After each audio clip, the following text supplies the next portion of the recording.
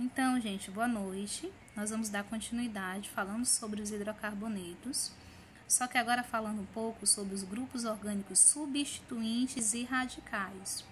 Aí vocês poderiam perguntar, professora, o que é isso? Esses grupos são aquelas ramificações. Vocês lembram que nós trabalhamos as cadeias normais, e nas cadeias normais ou cadeias abertas, tinha algumas cadeias que eram chamadas de ramificadas.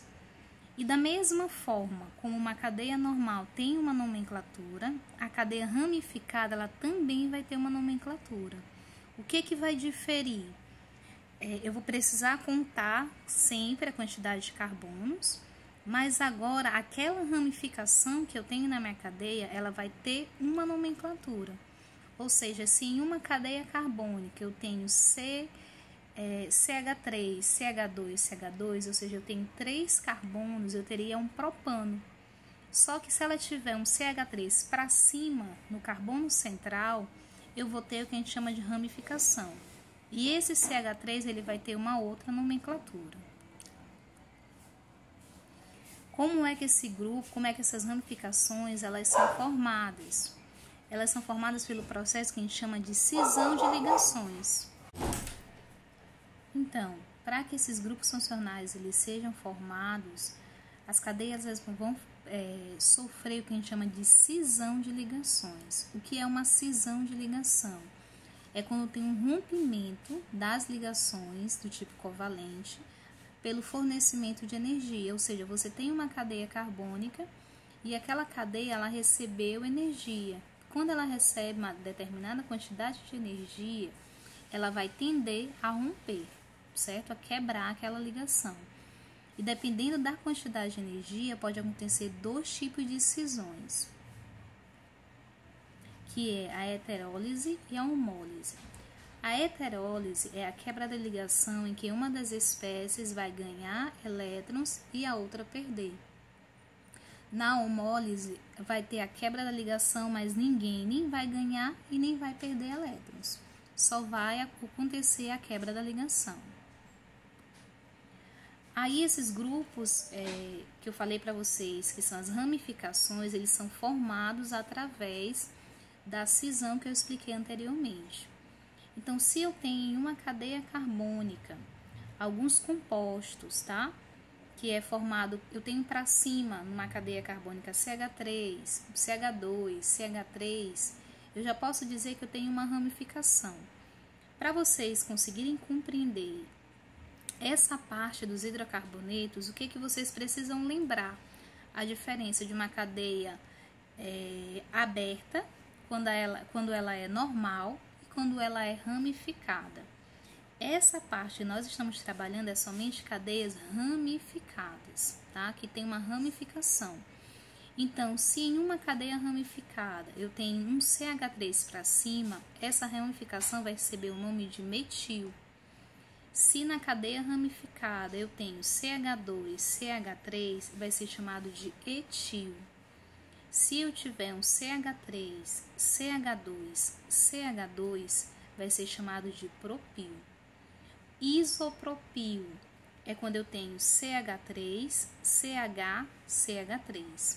Butil, CH3, CH2, CH2, CH2. 4 vezes, tá? Sec-butil também é 4 vezes, mas o formato vai ser diferente. Porque eu vou ter um CH3, CH2, CH e CH3. Isobutil também vão ser 4 carbonos, só que vai ficar CH3, CH, CH2, CH3.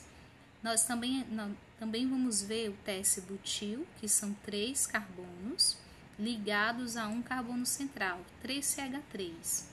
O vinil, que é CH2, dupla CH. O benzil, que é um anel benzênico com uma ramificação de um CH2 lá em cima. O fenil, que é um anel benzênico. Alfa-nafetil, que são 2 anéis benzênicos. E beta-nafetil, também são 2 anéis benzênicos. Só que a diferença do alfa e do beta é a posição. Vocês podem até ver o traço aonde está. Alfa vai ser quando o traço estiver para cima e beta quando estiver no carbono 2. Certo?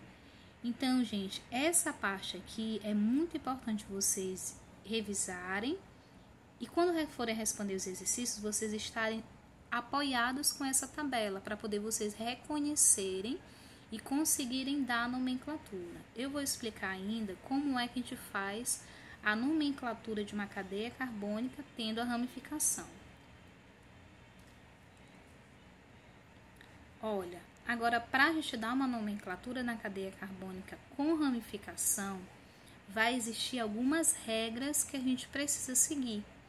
A primeira regra vai ser a seguinte: a gente precisa determinar quem é a cadeia principal, ou seja, a maior sequência de átomos de carbonos e escrever o nome. Eu vou falar para vocês sujinho, certo? Mas também eu vou botar um exemplo para poder vocês conseguirem compreender, tá certo? O segundo passo é considerar cada ramificação como um grupo substituinte e dar seus nomes. Ou seja, eu defini a minha cadeia carbônica, vamos dizer que ela tem 5 carbonos e ela tem 2 ramificações, uma CH3 e a outra CH3CH2. Então, eu já tenho que ir conferir na tabela quem é CH3, metil, quem é CH2, etil. O terceiro ponto para poder dar a nomenclatura é numerar a cadeia principal de modo a obter os menores números possíveis para indicar a posição dos grupos, começando por uma das extremidades. 4. O nome deve seguir esta ordem: número da posição do substituinte, ou seja, da ramificação, o nome da ramificação e depois o nome da cadeia principal. Se houver 2 ou mais substituintes, eles devem ser escritos em ordem alfabética, com hífens entre números e nome.